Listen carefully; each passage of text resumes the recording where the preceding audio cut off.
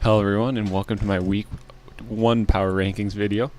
I'm not going to do a long intro like I did for the first one. I'll keep it brief. This is just purely my opinion on where each of the teams in the league lie as of week 1. So this one, unlike the first one, will be considering a lot more than just the team raw. It'll be considering the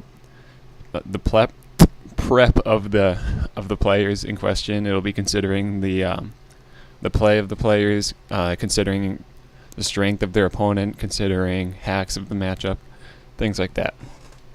So let's get right into it. So at number 8,438,134, we have Muckalola, who's 0-1 on season right now.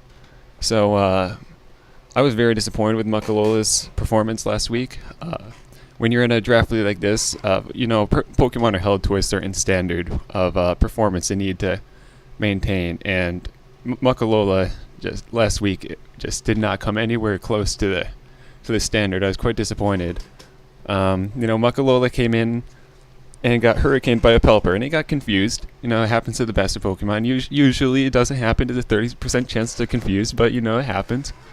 And then it proceeded to hit itself twice in confusion, and this is just not acceptable in a league like this for a Pokemon to be doing that. So for this, I'm going to have to place Muck very low in the rankings at number 8,438,134.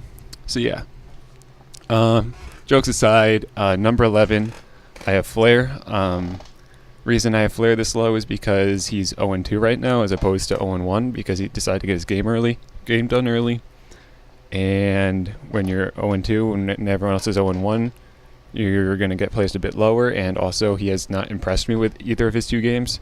He did play 2 of the tougher coaches in the league, so I think he may be able to show off some prowess against some of the weaker coaches. But I can't, until I do see that, I can't really give him the benefit of the doubt because he's played 2 stronger coaches and not impressed me with either performance. It also kind of rubs me the wrong way when you try and get your battles done so quickly. I'm fully aware that it's personal preference, but I'm someone who likes to think about my teams over the course of days. I'll start to build a skeleton. I'll start to think about different options, think about what my opponent can do, and kind of just try and process it over the course of days and make small modifications, consider all sorts of different options. And I tend to like to wait to the end of the week to do my battles so that I feel that I've had the time to fully digest the matchup and view it from every angle. So it really rubs me the wrong way that you're getting your battles done so quickly. I know not everyone puts a ton of thought into their team. Some people, maybe that doesn't help for them, but just kind of rubs me the wrong way that you do that. But in terms of matchups, week 1 he took on Tepig, who I do have ranked very highly. And like I said in the team builder or in the post-draft rankings, he has a hyper offense team with the fastest mon being a Mega Pidgeot, which is 120 something. I don't remember exactly. And like I said, when you have hyper offense and you come up on a team that has something faster than your fastest mon, and Mega Pidgeot's fast, but it's not that fast. It's something like a Megalopony can outrun it. You're in for a bad time. And he did not bring a single switch into the Megalopony, and the Playboy Sex Rabbit proceeded to lube him up and do him in the butt. So, yeah. His second week was a bit better against Jolty. I think he had a fairly good matchup against Jolty, too. And I wasn't super impressed with Jolty and how he played in that game, but Jolty still came out with the win. So I don't know what to think about that. But he's 0-2, and the first game wasn't very pretty for me. And I wasn't impressed very much with either performance. So that's why he's number 11. Number 10, I have Kudo.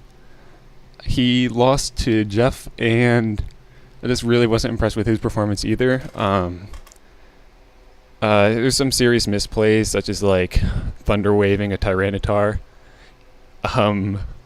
With a prankster Klefki and things like that. And I think the prep was a bit lacking. And the match both sides were making a lot of misplays, and I felt that I just wasn't extremely impressed with what Kudo did that matchup in general. So yeah, that's why I have him this low.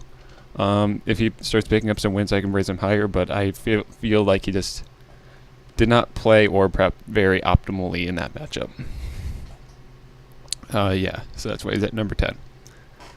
Number 9, I have Enzo, who's in a similar situation to Kudo. Enzo got smashed pretty hard by Jolty. I think it was something like a 2 or 3-0. But it really was more dominant than that. Jolty really impressed me with this matchup. He kind of out-prepped Enzo very hard, and Enzo almost like didn't have a chance off of matchup. It seemed like Jolty was always one step ahead of him. His Scarf Blacephalon could not outrun the Scarf. Zeraora, Infiltrator, Crobat completely shut down his Superior with substitute shenanigans, and I do feel that it's definitely something Enzo should have been aware of beforehand and not let happen, but he did. Things like that.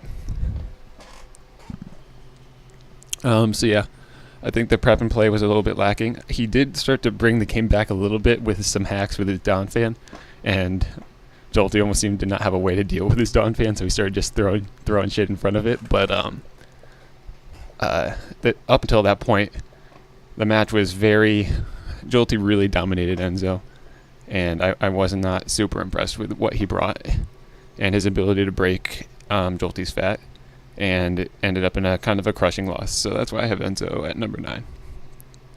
Number 8, I have D Winchell, and even though he won, he should not have won.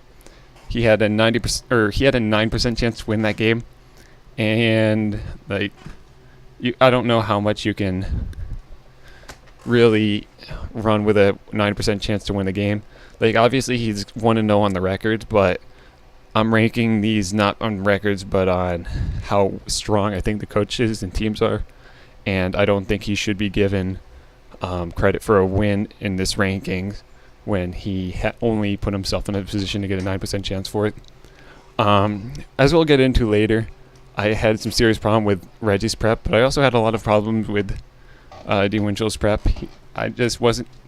Nothing really struck me as good on his team. He didn't really have answers to things, and his Kyurem Black had an amazing matchup here.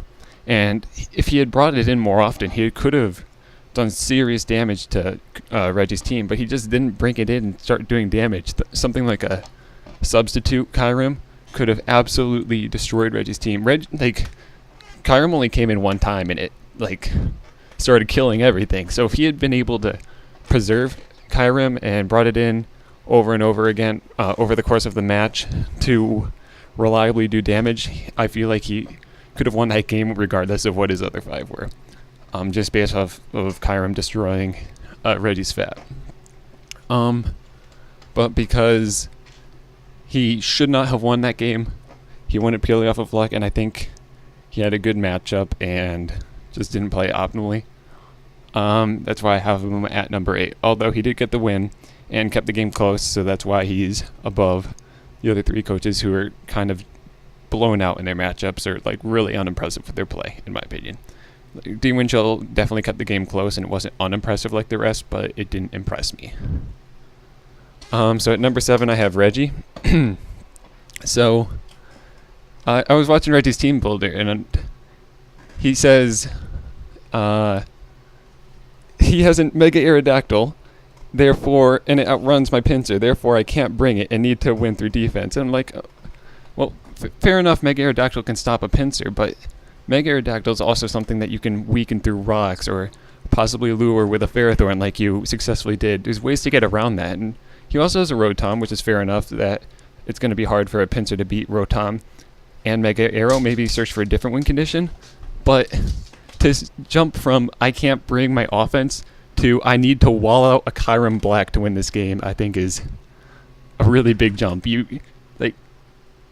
Just because your offense can't win doesn't mean you need to jump to walling out the Kyurem Black to winning the game. I think that was a very bad idea. And if D Winchell had played his Kyurem Black any better, he would have absolutely annihilated Reggie. Like when the Kyron Black came in, Reggie was forced to toxic it, then sack shit to it until it got low enough for Rotom to kill it with Shadow Ball. Had it been a substitute Kyron, it body bagged him. So yeah, I was not a fan of how oversighted Kyron was in this match to bring a ton of fat to a game with Kyron and then not really even seem to have any counterplay to it. Possibly Ferrothorn could have been a counterplay or have some counterplay in being Akka so that it could eat an HP Fire and hit pretty hard with the gyro, but that was also helpful for the arrow, so that was never going to be reliable.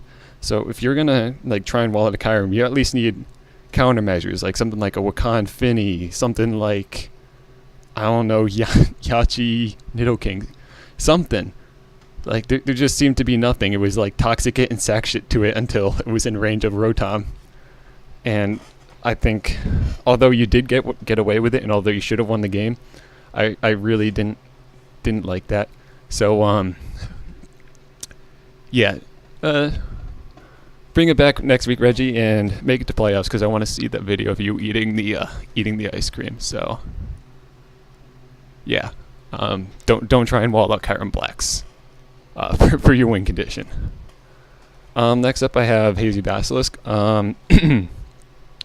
He played Class EL this week, and the game was a bit closer than the score indicated. I think if Hazy Basilisk brought some better sets, he could have kept the game closer. But I wasn't unimpressed with his prep. I think he didn't bring good enough wall breakers to deal with Class EL's fat. And because the wall breakers weren't good enough, eventually the fat just overwhelmed him and ripped him apart. But some of the sets were pretty cool, like the Calm Mind Delphox. And yeah, he did end up losing, but he impressed me a bit more than the rest of the coaches with his prep. I wasn't a fan of his Audino set, though, and a few of his other things. But I was a bit more impressed with his prep and play. I didn't see any major problems like I did with the rest of the teams below him.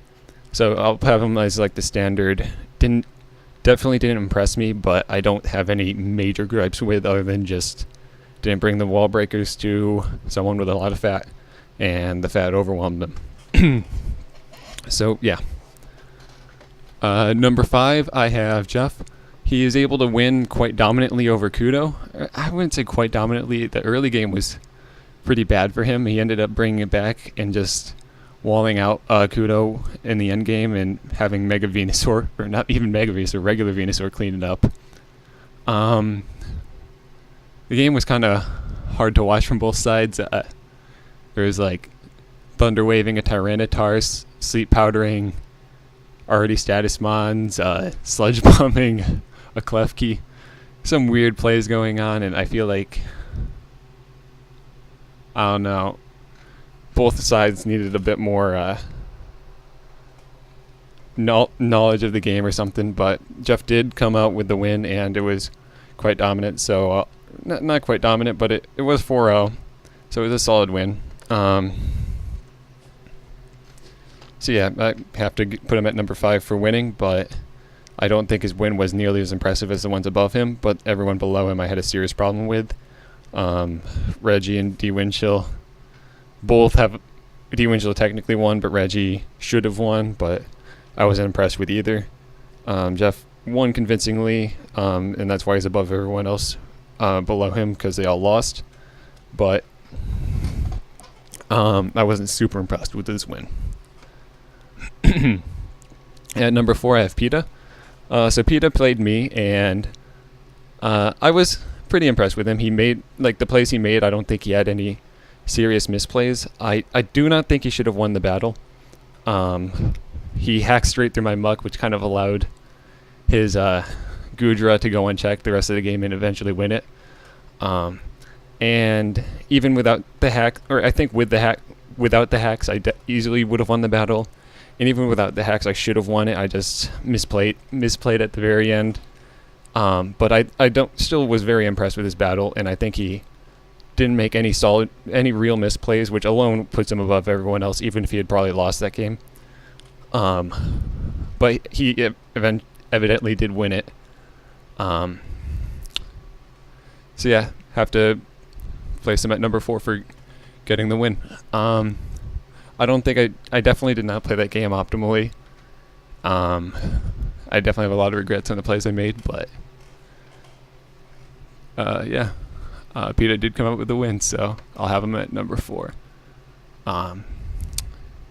Number 3, I have Jolty. Jolty is 2-0 right now.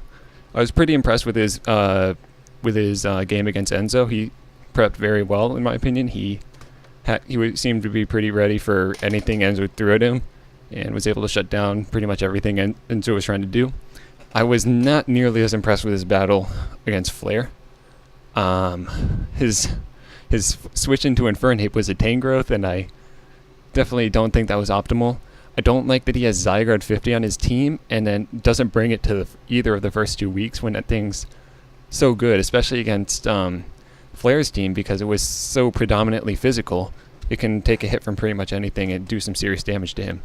So I really, really would have liked to see Jolty bring Zygarde and prep a bit better for Flair's offense. But I do think Jolty played both of his games very well. I think he played and prepped the first one very well, and then the second one he played very solidly. I don't see any glaring misplays in what he was doing. I think the second game he didn't impress me with prep, but the first one he impressed me, and he's 2-0, so I have to put him up pretty high. Next up, I have Class EL. I have Class EL high because I was very impressed with his prep and his play against Hazy Basilisk. He seemed to have an answer for everything Hazy Basilisk threw at him, and kind of just eventually overwhelmed him with his fat on his team until Milotic just ended up cleaning up the entire game. So yeah, not much more to say there other than impressive prep. I liked it. Played well. I didn't see any glaring misplays. I especially liked the way he played around the Delphox early on, because Delphox was a major threat, and he managed to deal with the Delphox with only losing Entei, which really wasn't integral for him winning the match. So I did enjoy the. I was very impressed with his play and his prep, and I thought it was very solid. So I have him at number 2. Number 1, I have Tepig still. From last week from the post draft, I still have him at number 1. He played just Flair so far and dominated Flair, and I don't see any reason to move him. He was a finalist last season. He's shown his worth, and I don't have no reason to move him down if I had him as the highest ranked team, and he comes in and dominates his opponent. There were a few weird plays that I didn't agree with Tepig's play, especially when he had Sylveon in against Pidgeot late game and then switched to Stakataka. I thought that play was really weird because he either was going to continue to Hurricane or go into Excadrill to eat the Hyper Voice. And Stakataka didn't do either of those options better than just staying in and Hyper Voicing with Sylveon or possibly making a double to catch the Excadrill. So that play really confused me when I was watching. But he got the job done. And won against Flair very dominantly, so I still have him at the number 1 spot. So these are my power rankings for week 1, and I'll see you next week.